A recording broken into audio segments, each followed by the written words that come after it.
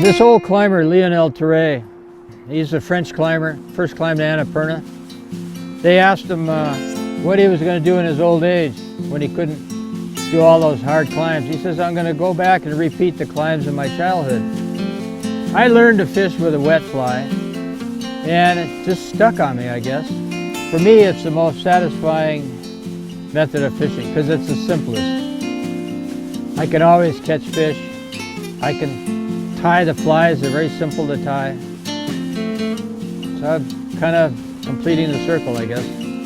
I think using Tenkara teaches you the basics. And then you can apply that to a regular rod and reel. And in fact, you know, I fish 50% of the time with a rod and reel still. A snap C. And it's a change of direction cast. So you make a big circle and then you do a roll cast.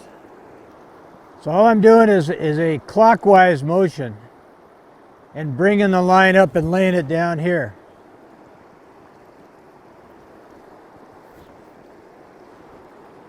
Then I'm in the line upstream, and then as soon as the line's tight, I start doing these little twitches. See that? That imitates gives action to the fly, imitates a little emerger swimming to the surface or something. So after every cast, I take, 2 steps down.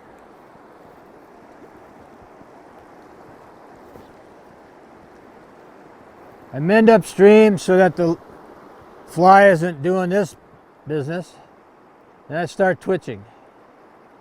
Only the top 1.5 foot of the rod is moving. The rod itself doesn't move. The problem with trying to do this with a stiff,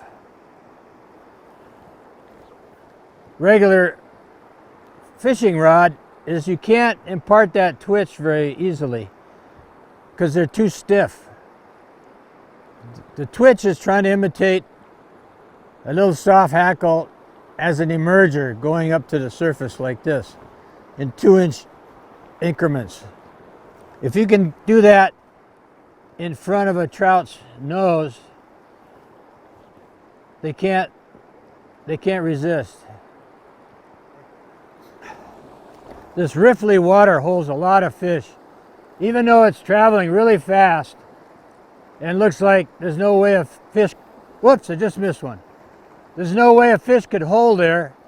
In reality, it's just full of fish. That's because there's a lot of oxygen. The rough water offers cover for the fish from the eagles and the ospreys. So I'm just casting right in this fast water and giving it a little twitch. It's really important that you don't point your rod at the water because a bigger fish will immediately break you off. So you have to, after the cast, I raise the rod up and I start twitching. So the rainbows are in the faster water and the browns are a little bit slower water.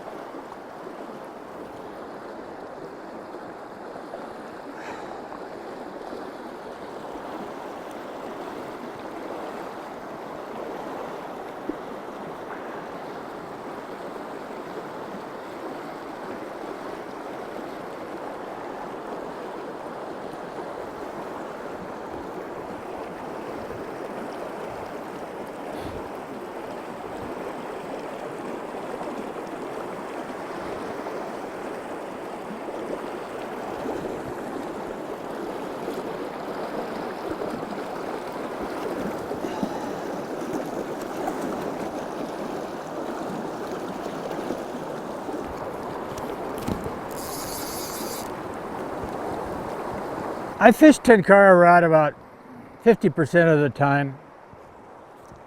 because I really like the purity of it, the simplicity of it, and especially when you're catching small trout, you're not overpowering it with a big giant rod and reel and stuff. So, but on a river like this, there could be some really hot rainbows out here. Even a 16-inch rainbow gets in the fast current and you can't hold them with a Tenkara. So you have to throw your rod in, and which is fine, because as soon as you let up the pressure, they stop fighting, and you just go out and retrieve your rod and bring the fish in. But on a river like this, they may end up, you know, several hundred yards downstream, and it's extremely difficult wading. So what I'm going to do is fish a Tenkara Technique, but with a rod and reel. And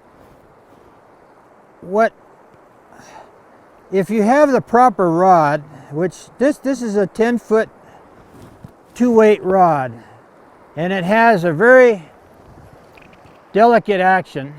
So look at the tip. Pretty good. The rod doesn't move, I'm just moving the tip.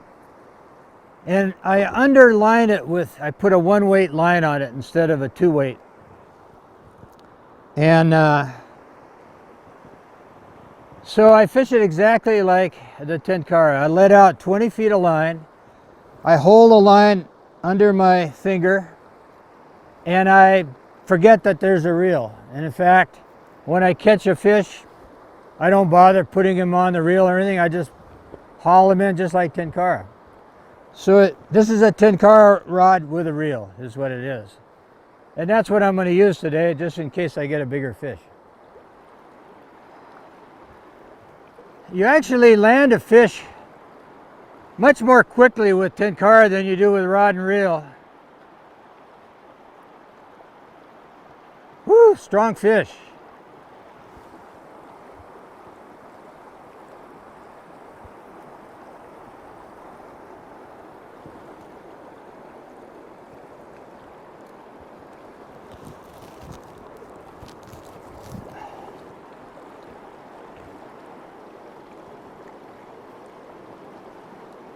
It's brown trout, I think.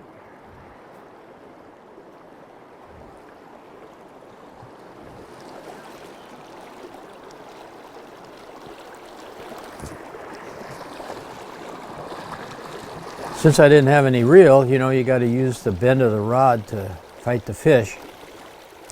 That's all you have, and you have your legs. So it's kind of a rodeo. You got to really, it's an athletic sport instead of just sitting there cranking down your drag on your reel. When I started getting the hang of this, I started throwing my rod in. 3 different times when I couldn't handle a fish, I threw my rod in, and basically they would run around all over the place, and I'd watch my rod bobbing up and down, getting away from me, and then the fish would come back right back to its lie where I originally hooked it. So now I don't even run after him. I just sit down, have a cigarette, wait for him to come back.